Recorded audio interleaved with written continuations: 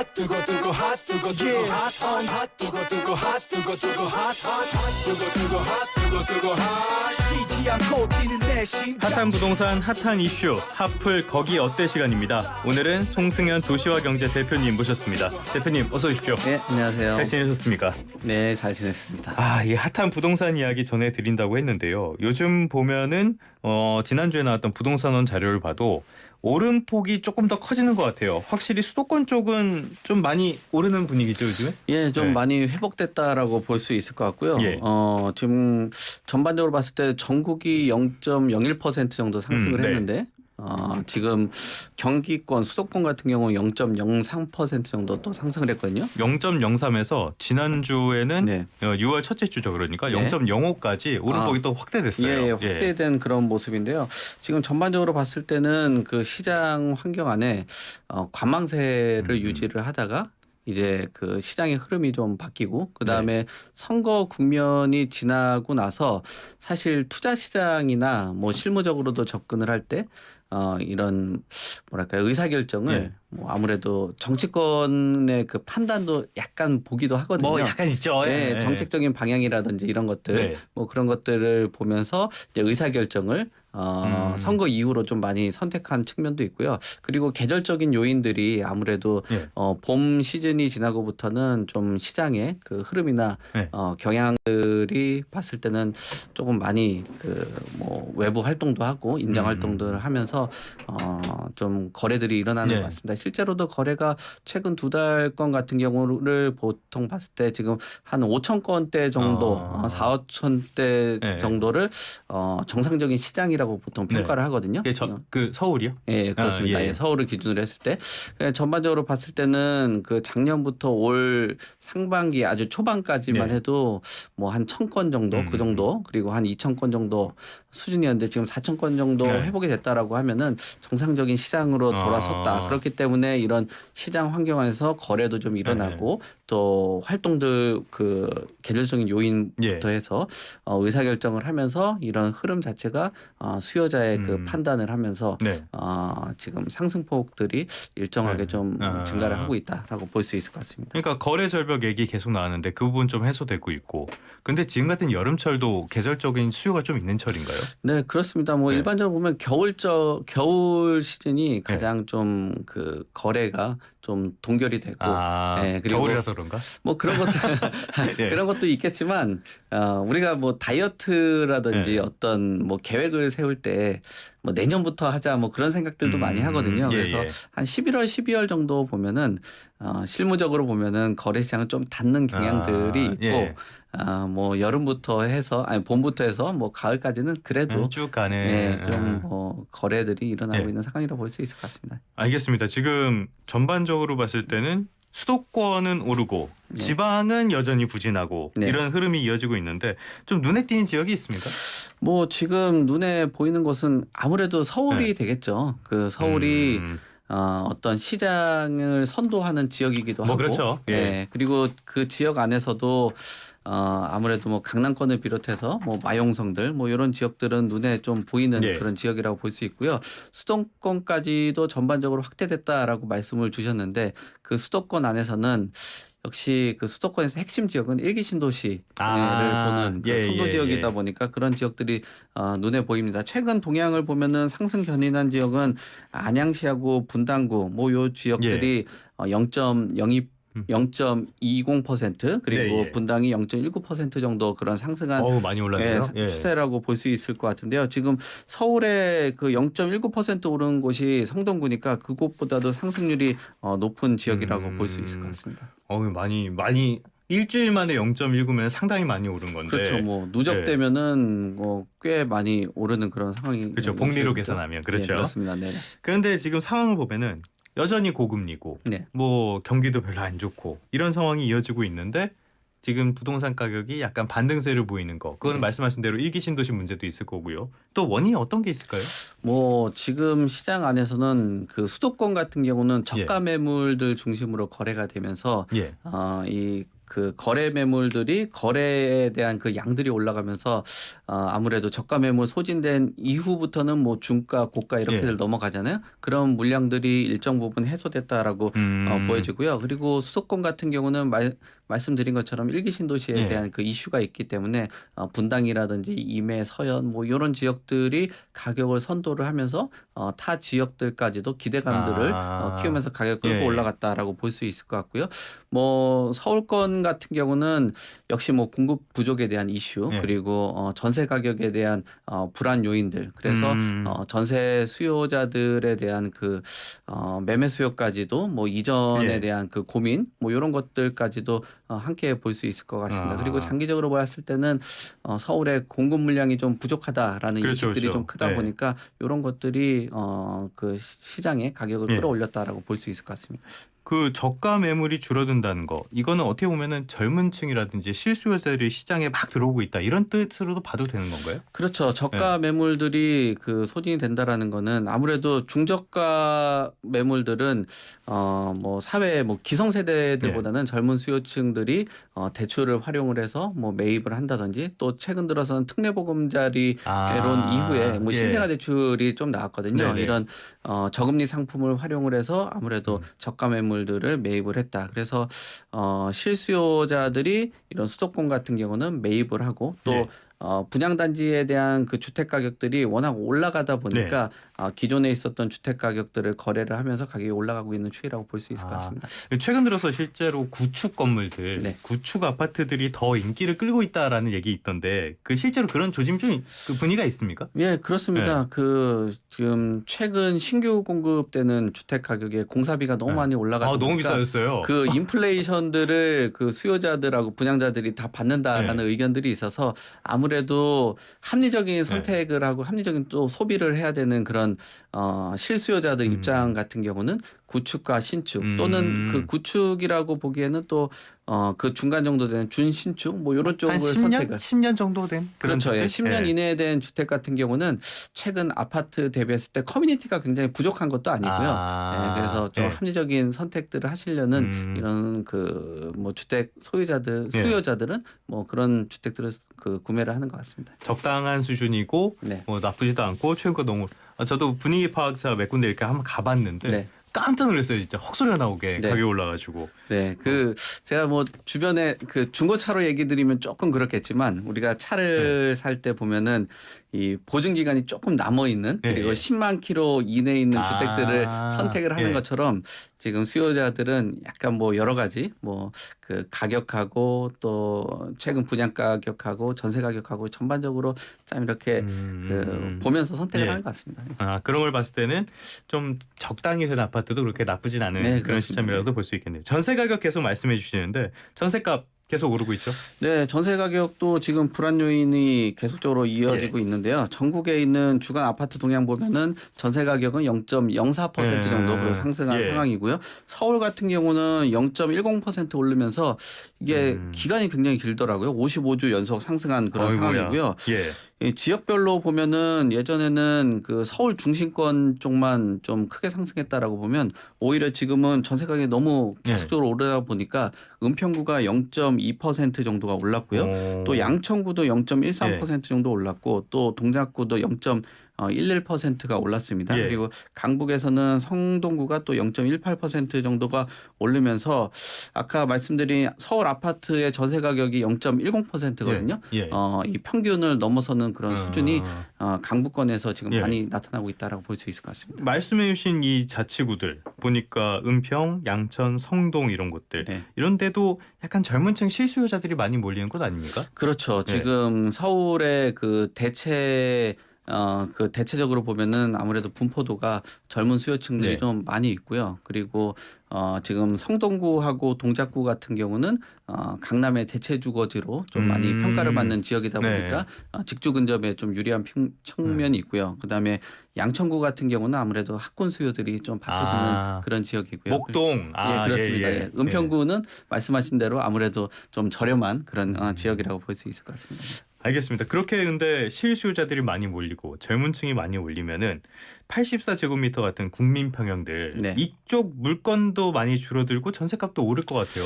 네, 지금 6억 예. 그 6억 미만의 비중이 2011년 이후에 가장 낮은 지금 비중이라고 이야기를 하는데요. 전세 가격들이 계속적으로 오르면서 이 그 비중 자체가 약 한 2011년 정도가 됐을 거예요. 그때 2011년 대비했을 때 굉장히 그 낮은 그 수준이라고 볼 수 있고요. 예. 이런 그 추이 자체가 55주가 연속적으로 상승하는 그런 국면 안에 놓여 있다 보니까 아무래도 좀 부담스럽게 네. 작용을 할 수 있을 것 같습니다. 그리고 지금 공급 물량이라든지 입주 물량들이 좀 부족하다라는 평가가 있는 서울 같은 경우는 이런 그 추이가 계속적으로 좀 이어지지 않을까 이런 우려들이 지금 나오고 있는 상황이라고 볼 수 있을 것 같습니다. 그럼 앞으로도 전세값이 더 오를 가능성이 크다라고 봤을 때 6억 미만으로 전셋집을 서울에 찾는 거는 사실 뭐 어려운 일이라고 봐야겠네요. 그렇죠. 지금 그 중요한 거는 84제곱미터의 6억 이하만 지금 이런 게 아니라 예. 지금 그 2011년 이후로 봤을 때는 59제곱미터도 6억 예. 이하의 그 비중들이 점점 줄어들고 있는 상황이기 때문에 가격에만 초점이 맞춰진 그런 상황에서 지금 좀 우리가 우려를 해봐야 될 게 면적도 지금 축소가 되고 있기 때문에 가격도 그 가격에 맞춘 물량도 좀 구하기 힘들겠지만 점점 면적이 좀 축소가 된다라는 것도 좀 우리가 우려를 해봐야 되는 그런 부분이라고 볼 수 있을 것 같습니다. 사실 뭐 3인 가족, 4인 가족 이렇게 가면은 그 50 이쪽에서는 조금 버거운 것도 사실이잖아요. 네, 그렇습니다. 그런 것도 좀 고려를 하셔야 될 것 같습니다. 일기 신도시 이야기가 계속 나오고 있고 나올 수밖에 없는 상황인데 2027년에 착공해서 2030년에 첫 입주 이렇게 일정을 잡았잖아요. 근데 뭐가 좀 잘 안 되는 것 같아요. 최근에 뭐 이슈가 있습니까? 네, 지금 아무래도 그 이주 단지에 대해서 좀 고민들을 많이들 하고 있는 것 같아요. 재건축했을 때는 그 사람들이 딴 데 가서 사셔야 되니까. 그렇죠. 살다 보면은 거기에 이제 이주하는 과정 안에서 전세 가격도 오를 수 있죠. 그렇겠죠. 그 이주하면서 주택을 사시려는 분들도 있을 거 아니에요. 전세로 내가 이거 거주하다 보니까 이렇게 속된 말로 진짜 쫓겨난다라고 생각하시는 분들은 못 볼 거를 보고 사는구나. 네, 내 집 마련하려고 하시는 분들도 있거든요. 저도 그랬습니다. 그러다 보면 전세 가격이라든지 그 주택 마련에 대한 그런 뭐 어떤 대책들이 없다라고 하면 불안 요인으로 작용할 수밖에 없거든요. 또 근데 그 과정 안에서도 어떻게 보면은 여기에 그 이주하시는 분들도 있겠지만 거기에 또 해당되시는 분들 같은 경우는 또 이주 단지라든지 이런 것들이 생기면은 오히려 또 역전세가 날 수 있다. 그리고 임대주택들이 많이 늘어나게 된다면 주택 가격에 영향을 끼칠 수 있다라고 생각들 하는 것 같아요. 그래서 이번 일기 신도시 같은 경우는 초점 자체가 뭐 찬성에 대한 그 뭐랄까요? 뭐 개발에 대한 찬성에 대한 동의율을 올리는 것도 관건이겠지만 그 지역들이 개발하는 데 있어서 어떤 형태로 그 개발을 할 거냐에 대한 그 주민들이 좀 많이 참여하는 그런 형태로 하거든요. 그래서 설문조사를 좀 진행을 하면서 앞으로의 그 방향성들을 세우겠다라는 목표예요. 근데 말씀드린 것처럼 이 목표라든지 방향성을 또 세우는데 시간이 또 필요하거든요. 그럼 착공과 또 입주까지 2030년까지 목표를 했었는데 그런 뭐 목표나 이런 것들이 방향과 설정 그리고 어떤 뭐 공청회라든지 이런 것들 하면 뭐 늘어질 수밖에 없는 거 아닌가라고 생각들 합니다. 사실 2030년은 처음 나왔을 때부터 약간 이런 맞습니다. 분위기가 있었는데 뭐 그대로 가는 것 같습니다. 이주 대책이 일기 신도세의 이 정책의 핵심 가운데 하나다라는 평가도 많이 받고 있는데 이거 전세 시장에도 직접 영향을 많이 미치게 되는 거 아니에요? 그렇죠. 앞에서도 말씀드린 것처럼 우리 그 앵커님께서도 내 집 그냥 내 집 사버리자 했던 그런 것처럼 힘들었어요. 전세가 이렇게 이주하면서 그 전세로 들어가시는 분들도 있겠지만 그 이주 과정 안에서 전세 가격이 너무 오르게 되면 전세 가격하고 또 매매 가격하고 또 비슷하게 되는 그런 그 상황까지도 연출될 수 있거든요. 그리고 지금 그 입주 물량뿐만 아니라 이 일기 신도시 같은 경우는 대규모로 개발을 해라. 그리고 단지가 통합적으로 하면 할수록 어떤 인센티브를 주는 조건이거든요. 그러면은 뭐 4천 세대가 아니라 뭐 8천 세대, 만 세대가 만약에 이주를 하게 된다. 그럼 통합적으로 이주를 하게 된다라면 더 많은 사람들이 이주를 하게 되거든요. 그러니까 뭐 1,000세대가 이주하는 거하고 4,000세대가 이주하는 거는 규모 자체가 다르기 때문에 그럼요. 전세 시장에 당연히 그 영향을 끼칠 수밖에 없기 때문에 사실 뭐 개발하는 과정도 중요하겠지만 이주 대책에 대한 그 고민도 충분히 세우지 않으면 전세 대란이 날 수도 있는 그런 문제가 있기 때문에 이런 부분에 대해서 어려워진 환경이라고 볼 수 있을 것 같습니다. 저번에 발표 때 보니까 이 부분이 좀 구체적이지가 않아서 네. 걱정을 많이 하시던데 좀 정교한 대책을 만들어야 하지 않을까 싶습니다. 네. 전세 얘기 계속하고 있는데요. 전세값 상승 원인 가운데 하나를 꼽는 게 임대차 3법, 네. 임대차 2법. 이거 이야기를 많이 합니다. 네. 이제 좀 있으면 4년이 되는데 임대차법 어떤 내용입니까? 그 임대차법 같은 경우는 지금 이제 계약을 갱신해 주는 거, 예. 2+2라고 하죠. 예. 그러니까 2년에다가 추가적으로 2년을 더 살 수 있는 이게 이제 계약 갱신 청구권이고요. 그렇죠. 예. 또 임대료 상승률을 그 제한을 하는 그 전월세 상한제 예. 이게 두 개가 핵심입니다. 근데 임대차 2법, 3법에 대해서 뭐 긍정적으로 평가하시는 분들도 있고 부정적으로 평가하시는 분도 굉장히 많아요. 네. 근데 전반적으로 생각하는 거는 법의 취지는 좋다라고 생각들을 많이들 갖고 계십니다. 뭐 다만, 사실 악의를 갖고 만들어지는 법은 네. 없으니까요. 다만 좀 졸속으로 했다. 예. 그리고 2020년 7월 30일 날 통과된 게 이게 법안 발의부터 해가지고 국회 통과까지 2달밖에 네네. 맞아요. 안 걸렸거든요. 예. 그러니까 정교하지 못하고 그리고 너무 긴급하게 하다 보니까 시장 동향도 예측을 못하고 지금 법적에 대한 그 안정성도 네. 확보가 되지 못했다라는 평가들이 있는 임대차 입법이라고 볼 수 있을 것 같습니다. 알겠습니다. 그 당시에 2020년에 시행을 했을 때 네. 그러니까 2+2니까 최대 4년을 살게 된다. 네. 거기다가 많이 올리는 것도 제한이 되니까 네. 당장 할 때 지금 당장 올려버리자. 네. 네. 그래갖고 당시에 막 전세가 난리가 났었잖아요. 네, 맞습니다. 이번에도 이번에 이제 4년이 되니까 다시 재계약하는 시점이 된 건데 이번에도 좀 이런 영향이 있을 걸로 보세요? 뭐 영향이 네. 일정 부분 있는데 저 개인적으로는 그 영향력은 그렇게 뭐 좀 크지는 않을 거다라고 네. 보는 입장이거든요. 왜냐하면은 지금 뭐 모두가 이제 계약하는 기간이 각각 좀 다른 그런 상황도 있고요. 예. 그 다음에 지금 그런 뭐 기간을 설정을 해서 봤을 때 그러면은 불과 우리가 지금 이 전세 그 걱정을 하고 있는데 1년 전만 해도 역전세에 대해서 지금 그렇죠. 우려를 예. 했었거든요. 근데 그게 두 개 다 이제 그 임대차 입법 안에 들어가 있는 그 기간이거든요. 네. 그래서 요 기간이 꼭 뭐 전세 대란이다라고까지 뭐 기대하기는 좀 어려울 것 같고요. 예. 그리고 저 뭐 개인적으로도 또 이제 실무를 하는 그런 입장으로 봤을 때 임대인이라든지 임차인들 같은 경우도 이 지금 2+2가 그 이제 만료되는 그 기간을 산정을 네. 해놓고 그 대비를 하고 좀 대응을 한 네. 상황이에요. 그래서 임차인들 같은 경우 어떻게 자금을 조달할지에 대한 그 생각들 네. 아니면은 내가 이사를 가야겠다는 계획들 그 임차인들 같은 경우도 임대인들 같은 경우도 이런 혹시라도 이제 전세 가격이 좀 더 올랐을 때 공실에 대한 네. 우려는 없는지 그리고 이 너무 올랐을 때 과연 그 이제 내가 시간이 또 지나고 났을 때 돌려줄 수 있는 상환할 수 있는 정도의 그 전세 금지 예. 이런 거에 대해서 좀 고민을 하기 때문에 시장에서 좀 숙성된 그 기간이 있어서 어느 정도는 좀 대응을 하지 않을까 뭐 그렇게 보여집니다. 그러면 큰 영향 없을 것이다. 네. 그렇게 봤을 때는 이 임대차법이 전세 시장을 뭐 거의 괴멸시킬 것처럼 얘기를 했던 것들 네. 이런 것들은 좀 과도한 우려라고 볼 수도 있을까요? 뭐 그 제가 보는 예. 그 시각에서는 그 우려는 굉장히 좀 크지는 않을 것 같다라고 보는 네, 상황이고요. 네, 네. 옛날에 1+1 있을 때도 예. 사실 그때도 우려가 컸고 전세 가격이 오르긴 했지만 언제였죠 그게? 그게 아마 한 정확하게 기억은 안 나지만 뭐 한 10여 년 정도 전이었던 걸로 기억을 하는데 노태우 정부 때는 아니죠? 예. 네, 그런데 그 기간들을 봤을 때는 그 짧은 시간대 전세 가격이 오르고 예.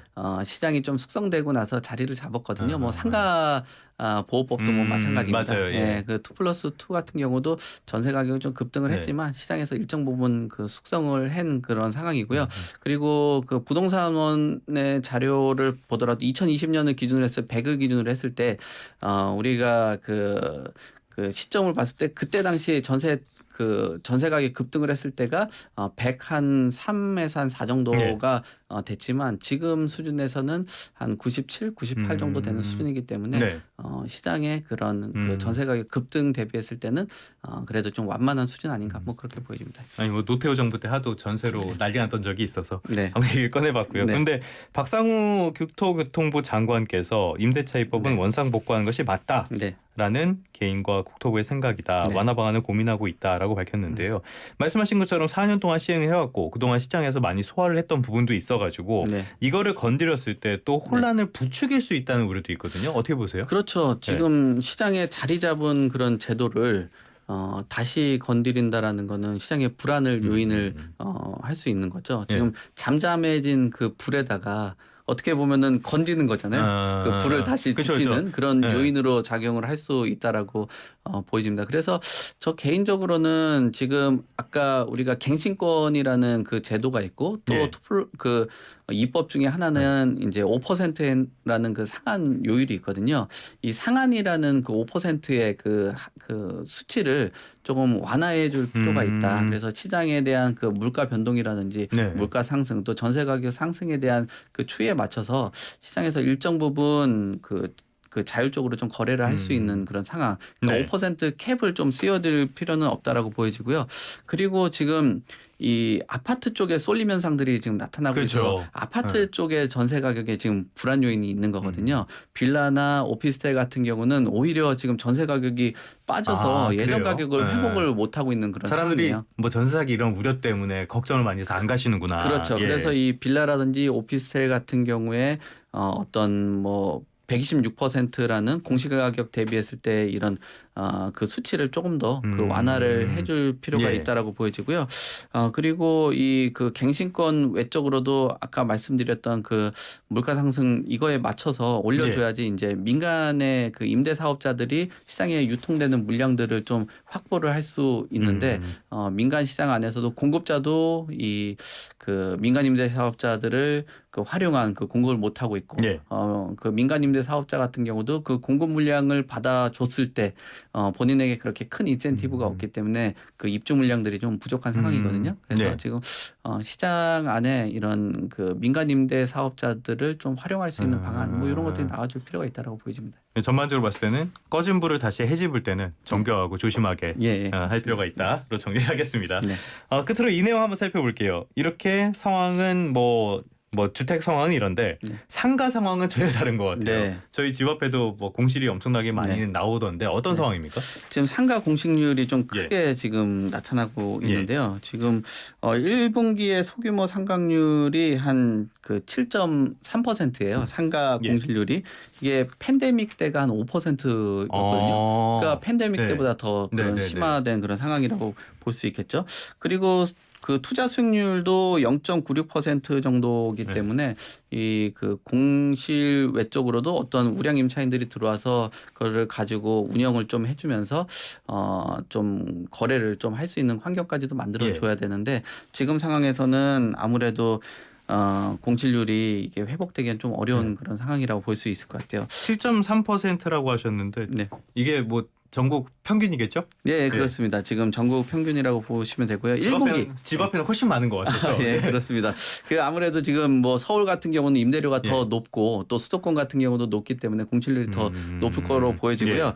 지금 그 소비 회복세가 지금 나타나지 않고 있는 그런 상황이기 때문에 뭐 계속 한국은행에서도 내수는 부진할 거다 얘기를 하고 있으니까. 그렇죠. 공실률이 높아지는 거는 임대료에 대한 그 문제도 있겠지만 자영업자들이 운영을 하는 데 있어서 아무래도 그 어떤 뭐 지출에 대한 그런 부분들 그리고 물가가 너무 오르다 보니까 자영업자들이 계속적으로 어떤 사업을 하기 어려운 환경들 그리고 자영업자가 운영을 한다라고 해도 소비자들이 아무래도 조금 그 짠물 소비를 하고 있는 그런 상황이기 때문에 상가 공실률이 회복되는 데는 좀 어려움을 겪고 있다라고 볼 수 있을 것 같습니다. 뭐 그러다 보니까 주말 사이에 나온 기사 보니까 명동에서 어떤 건물이 경매에 나왔더라. 근데 유찰이 계속 이어지고 있더라.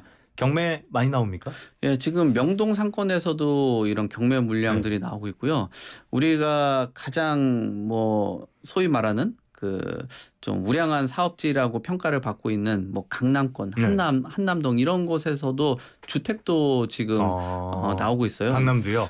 지금 나인원 한남이라고 하는 그런 지역에서도 경매 물건들이 나오고 있고요. 말씀하신 대로 명동에서도 지금 나오고 있고요. 또 반포 자이에서도 경매 물량들이 지금 나오고 있는 그런 상황이라고 봐야 될 것 같거든요. 지금 나인원 한남도 전용 244제곱미터도 이미 경매에 넘어가는데요. 지금 뭐 감정가가 108억이라고 해도 그래도 이런 물량들이 나온다라는 건 결국 부자인 사람들도 자산가라고 하는 사람들도 지금 경제 상황 안에서 어떤 사업이 쉽지 않은 좀 어렵다 보니까 좀 견디기 어려운 것으로 보여지고 그러면, 있습니다. 짧게 하나. 네. 지금 상가 투자 이런 데 관심을 가지신 분들한테 하실 말씀이라면?